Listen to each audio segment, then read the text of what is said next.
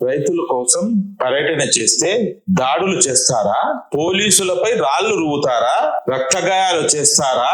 అమరావతి ప్రాంత రైతులు తమ మీద జరుగుతున్నటువంటి దౌర్జన్యాన్ని వైఎస్ఆర్సీపీ అధినేత వైఎస్ జగన్మోహన్ రెడ్డి గారిని స్వయంగా కలిసి విన్నవించుకున్నారు. కూటమి ప్రభుత్వం అవలంబిస్తున్న నిరంకుశ వైఖరిని వైఎస్ జగన్మోహన్ రెడ్డి గారికి పిన్ టు పిన్ వివరించడం జరిగింది. రైతుల గోడు విన్న వైఎస్ జగన్మోహన్ రెడ్డి గారు రాజధాని ప్రాంత రైతుల పరిరక్షణ కమిటీ పేరుతో కొన్ని రైతు సంఘాల నాయకులను, అలాగే వైఎస్ఆర్సీపీ పార్టీకి చెందినటువంటి మాజీ మంత్రులు, మాజీ ఎమ్మెల్యేలు, ఆయా ప్రాంతాలకు సంబంధించినటువంటి నాయకులతో కూడిన ఒక కమిటీని నియమించడం జరిగింది.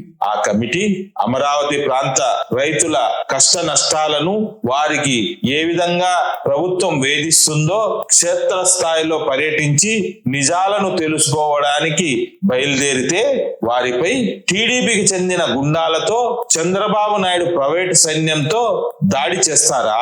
ఇదేనా ప్రజాస్వామ్యం అని ప్రొద్దుటూరు మాజీ ఎమ్మెల్యే రాచమల్లు శివప్రసాద్ రెడ్డి గారు ప్రశ్నిస్తున్నారు. ఎన్ని దాడులు చేసినా, ఎన్ని కేసులు పెట్టినా వైఎస్ఆర్సీపీ పార్టీకి సంబంధించిన కార్యకర్త నుంచి నాయకుడి వరకు ఆంధ్రప్రదేశ్ రాష్ట్ర ప్రజల కోసం, ఆంధ్రప్రదేశ్ లో టీడీపీ పార్టీ కూటమి ప్రభుత్వం చేస్తున్నటువంటి దౌర్జన్యానికి ఎదురొడ్డి పోరాటం చేయడం వైఎస్ఆర్సీపీ పార్టీ నాయకులకు అలవాటైపోయిందని రాచమల్లు శివప్రసాద్ రెడ్డి గారు అన్నారు. ఇంకా మరెన్నో పోరాటాలు చేయడానికి కూడా తాము సంసిద్ధంగా ఉన్నామని, అహర్నిశలు ప్రజల కోసం, ప్రజలకు రావాల్సిన హక్కుల కోసం గలమెత్తుతూనే ఉంటామని, ఎన్ని కేసులు పెట్టినా, ఎన్ని దాడులు చేసినా భయపడే ప్రసక్తే లేదని రాచమల్లు శివప్రసాద్ రెడ్డి గారు అన్నారు. ఆంధ్రప్రదేశ్ రాష్ట్రంలో రైతులపై జరుగుతున్నటువంటి దౌర్జన్యపు భూసేకరణ అంశాన్ని ఆపాలని ఇప్పటికే గతంలో 50,000 ఎకరాల భూములను దౌర్జన్యంగా లాక్కున్నారని, కానీ అమరావతి పనులు పెద్దగా ఆశాజనకంగా లేవని, రైతులు స్వచ్ఛందంగా భూములు ఇవ్వడానికి తిరస్కరిస్తున్నారని, ఈ సందర్భంలో రైతులను ఇబ్బంది పెట్టడానికి చంద్రబాబు ప్రభుత్వం రైతుల భూములు ఇవ్వని రైతుల పొలాల్లో నీళ్లను బలవంతంగా తోలడం, బలవంతంగా మట్టిని దౌర్జన్యంగా తరలించడం, ఇలా ఇంకా పలు రకాలుగా వేధించడం చూస్తుంటే చంద్రబాబు నాయుడు గతంలో కరెంటు పెంపును నిరసన చేస్తూ బషీర్బాగ్ దగ్గర రైతులు ఒక ర్యాలీ చేస్తే గుర్రాలతో ఏ విధంగా దాడి చేపించారో, కాళ్లతో ఎలా తొక్కించారో, ఎలాగైతే కాల్పులు జరిపి రైతులను పొట్టన పెట్టుకున్నారో, సేమ్ అలాగే అదే నిరంకుశ ధోరణితోనే ఈరోజు మళ్ళీ రైతులపై ఇలా దౌర్జన్యానికి పాల్పడుతున్నారని, ఆనాడు చేసిన దౌర్జన్యానికి చంద్రబాబు నాయుడు తర్వాత వచ్చిన ఎన్నికల్లో ఖచ్చితంగా తగిన మూల్యం చెల్లించుకున్నారని, అదే విధంగా ఈ రోజు నిన్న జరిగినటువంటి సంఘటనతో చంద్రబాబు నాయుడు ఓటమి అమరావతి నుంచే నాంది పలుకుతోందని, ఈ దౌర్జన్యానికి చంద్రబాబు నాయుడు గారు ఖచ్చితంగా తగిన మూల్యం చెల్లించుకోక తప్పదని, రైతుల నుంచి వ్యతిరేక మొదలైందని, ఈ వ్యతిరేకమే దాహాలంగా ప్రభుత్వానికి ఓటమికి ఖచ్చితంగా పునాది పడినట్లే అని రాచమల్లు శివప్రసాద్ రెడ్డి గారు అన్నారు.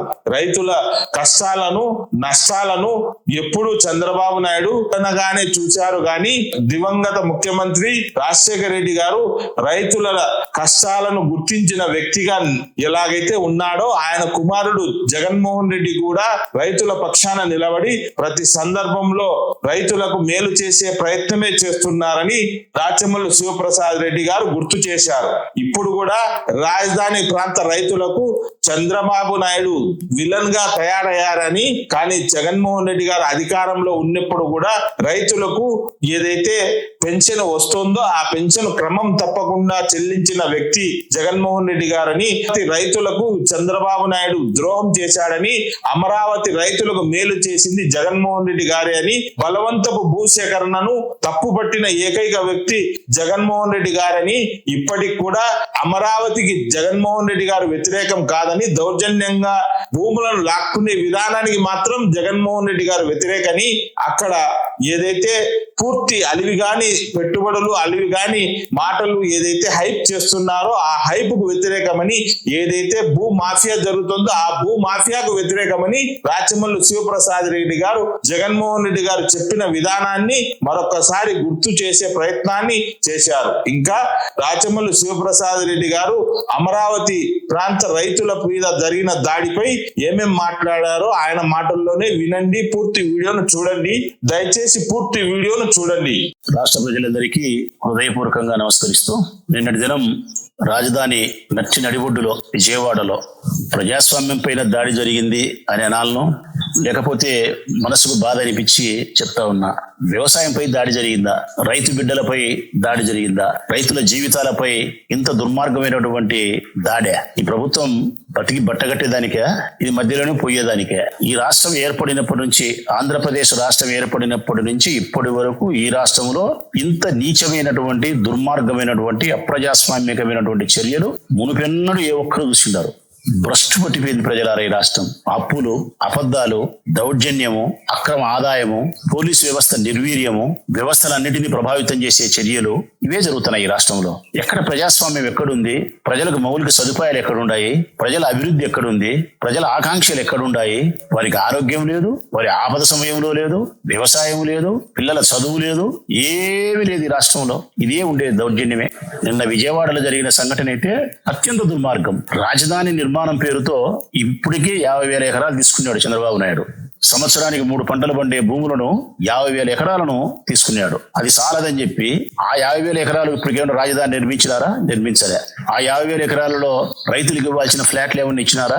ఇవ్వలే. ఇప్పుడు మళ్ళీ ఒక 50,000 ఎకరాలు కావాలా అంటే 1,00,000 ఎకరాలలో 2 లక్షల కోట్లతో రాజధాని నిర్మిస్తాడంట.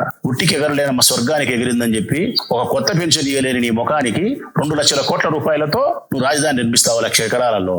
మళ్ళీ రైతుల దగ్గర నుంచి దౌర్జన్యకరంగా నువ్వు భూములు లాక్కొని రియల్ ఎస్టేట్ వ్యాపారం చేయడానికో, నీ కులస్తులను, నీ పార్టీ వారిని ఆదాయాన్ని కల్పించి ధనవంతులు చేసే ప్రయత్నం తప్ప మరొక ఆలోచన లేదు నీకు. నిన్న కూడా మళ్ళా నువ్వు భూములు కావాలని అడిగితే ఆ ప్రాంతంలో ఉండే రైతులు, మేము ఇయ్యలేమయ్యా, ఇదివరకు ఇచ్చిన భూములకే మాకు సమాధానం లేదు, ఇప్పుడు ఈ భూములు ఇచ్చే పరిస్థితి లేదు, ఆల్రెడీ ఈ భూములు మేము మా బిడ్డలకు పెళ్లిళ్ళప్పుడు కట్నకానుకల కింద ఇయ్యడమో లేకపోతే ఇంకొకటో మేము ఇచ్చేదానికి అనుకూలంగా లేవు అని చెప్పి రైతులు మొరబెట్టుకుంటా కూడా కానే కాదు, నాకు 50,000 ఎకరాల భూమి కావాల్సిందే అని చెప్పి బలవంతంగా రాజధాని నిర్మాణం పేరుతో రైతుల దగ్గర నుంచి బలవంతంగా భూమిని లాక్కుండే ప్రయత్నం చేసినారు. ఈ క్రమంలో వాళ్ళు జగన్మోహన్ రెడ్డి గారిని కలిసినారు. జగన్మోహన్ రెడ్డి గారిని కలిసి ఈ భూములు మేము ఇయ్యలేము, మాకు ఉండబడిన ఇబ్బందులు అని చెప్పి చెప్పుకున్నారు. ఆ తర్వాత వాళ్ళందరూ కలిసి సిఆర్డీ రైతుల పరిరక్షణ కమిటీని ఒకటి ఏర్పాటు చేసుకున్నారు. ఆ సిఆర్డీ రైతుల పరిరక్షణ కమిటీ వేసుకొని ఆ కమిటీ నాయకత్వంలో వైఎస్ఆర్ కాంగ్రెస్ పార్టీ నాయకులు కావచ్చు,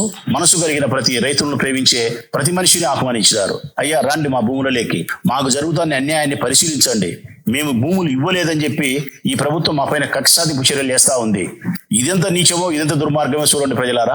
రైతులు భూములు ఇవ్వలేదని చెప్పి ఇవ్వని ఆ పూలింగ్ కు సహకరించబడినటువంటి రైతుల యొక్క భూములలోకి అధికారుల చేత నీళ్లను బలవంతంగా వదిలిస్తున్నారు. భూమిలోకి మట్టిని దౌర్జన్యంగా తవ్వుకొని తీసుకుపోతున్నారు. ఆ భూమిలోకి రహదారులు నిర్మిస్తా ఉన్నారు. అంటే గడ్డి తింటే మీరు ఇయ్యాల్సిందే అని చెప్పి ఆ రైతులను కక్ష సాధింపు చర్యలో భాగంగా చేస్తే వాటిని పరిశీలించే నిమిత్తం ఆహ్వానించినారు. ఆ సిఆర్డీఏ రైతుల యొక్క పరిరక్షణ ఆహ్వానం మేరకు వైఎస్ఆర్ కాంగ్రెస్ పార్టీకి సంబంధించిన మా నాయకులు ఆ భూములను పరిశీలించడానికి పోతా ఉంటే, భూములను పరిశీలించడానికి పోతే వచ్చిన నష్టం ఏముంది ఈ ప్రభుత్వానికి? ఇది ముందే తెలుసుకున్నటువంటి లోకేష్ బాబు, చంద్రబాబు నాయుడు వారి యొక్క అల్లరి మూకలకు, రౌడీ మూకలకు చెప్పి వారి యొక్క కార్యక్రమాన్ని అడ్డుతగులుకోండి అని చెప్పి నట్టి నడిబొడ్డులో కొన్ని వందల మంది లోకేష్ బాబు పంపించినటువంటి అల్లరి మూకలు, రౌడీలు అక్కడి చేరుకోవడము, వైఎస్ఆర్ కాంగ్రెస్ పార్టీ నాయకుల పైన, వైఎస్ఆర్ కాంగ్రెస్ పార్టీ నాయకులు కాకుండా సిఆర్డీకి పరిధిలో సంబంధించినటువంటి రైతుల మీద, అక్కడ డ్యూటీ చేస్తా ఉండే పోలీసుల మీద, ముగ్గురి మీద కూడా దాడి చేసినారు. పట్టపగలు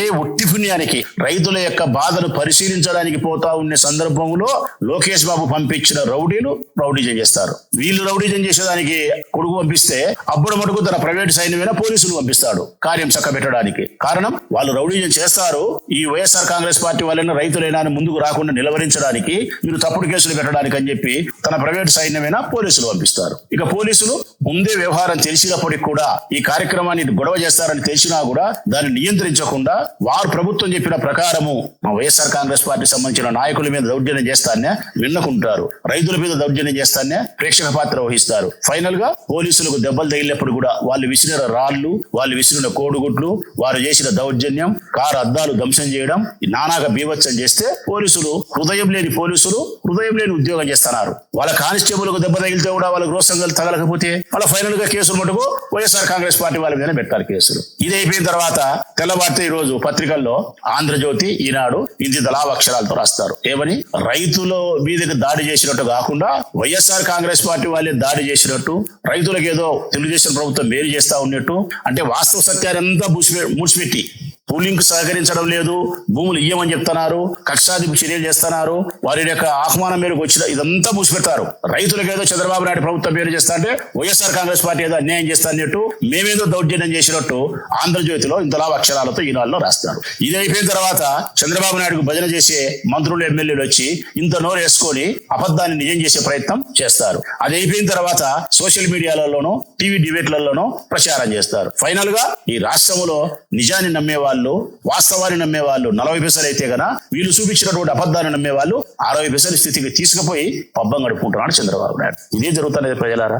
లోకేష్ బాబు ఏమో రౌడీలు పంపిస్తాడు, రౌడీజం చేస్తారు. చంద్రబాబు నాయుడు ఏమో ప్రైవేట్ సైన్యం పోలీసులు పంపిస్తారు, తప్పుడు కేసులు పెడతారు. ఆ తర్వాత పోలీసులు పోయిన తర్వాత పచ్చపత్రికలు మటుకు అబద్ధాలు రాస్తాయి. పచ్చపత్రికలు అబద్ధాలు రాసినాక నాయకులు ఇంత నోరేసుకొని ప్రకటనలు చేస్తారు, సోషల్ మీడియాలోనూ డిబేట్లు పెడతారు. ఫైనల్ గా అబద్ధాన్ని నిజం చేసే ప్రయత్నం చేసి రాజకీయం చేస్తున్నారు. ఇది జరుగుతూ ఉండేది ప్రజల. ఇదే జరుగుతుంది రాష్ట్రంలో. దయచేసి రాష్ట్ర ప్రజలను గమనించమని కోరుతా ఉన్నా నేను. ఇది కేవలం ఇది ప్రజాస్వామ్యాన్ని పూర్తిగా చెరబట్టడమే కాకుండా, నా ఉద్దేశంలో అయితే యావత్ ఆంధ్రప్రదేశ్ రాష్ట్రంలో ఉండే అన్నం పెట్టే అన్నదాతల పైన చేసిన దాడిగా నేను భావిస్తాను. అన్నదాతల పైన చేసిన దాడి, అన్నం పెట్టే చేతిని నరికే ప్రయత్నం చేయడం, వారికి ఇష్టం లేని భూములను లాక్కుండే ప్రయత్నం చేయడం, రైతులను ఇంత గోడాడిచ్చిన తర్వాత, ఇంత బాధ పెట్టిన తర్వాత ఈ ప్రభుత్వం బతికి బట్టగట్టదే? ఈ ప్రభుత్వం బతికి బట్టగట్టే ప్రసక్తి లేదు చెప్తాను కదా. ఇంతగా రైతులను బాధించి, అన్ని వర్గాలలో బాధించి, ఇంత దౌర్జన్యానికి, హింసకు పాల్పడిన తర్వాత ఈ ప్రభుత్వము నచ్చిని మధ్యలోనే పోతుంది. ఇది 5 సంవత్సరాలు ఉండే పరిస్థితి కూడా లేదు ప్రజలారా. ఈ వాస్తవ సత్యాలను గ్రహించాలని కోరుతా ఉన్నాం. మీరు ఎన్ని దౌర్జన్యాలు చేసినా, ఎన్ని తప్పుడు కేసులు మా వాళ్ళ మీద పెట్టినా, వైఎస్ఆర్ కాంగ్రెస్ పార్టీ జగన్మోహన్ రెడ్డి గారి నాయకత్వంలో రైతుల పక్షాన నిలబడుతుంది. రైతుల పక్షానే కాకుండా ఈ రాష్ట్రంలో బాధపడే బాధితుల పక్షాన వైఎస్ఆర్ కాంగ్రెస్ పార్టీ జెండా నిలబడుతుంది. మీరు ఎన్ని కేసులు పెట్టించుకున్నా కూడా ప్రజల కోసం, రైతుల కోసం కేసులు స్వీకరిస్తాం, పోరాటం చేస్తానే ఉంటాం. మానుకునే ప్రసక్తి అయితే ఉండదు.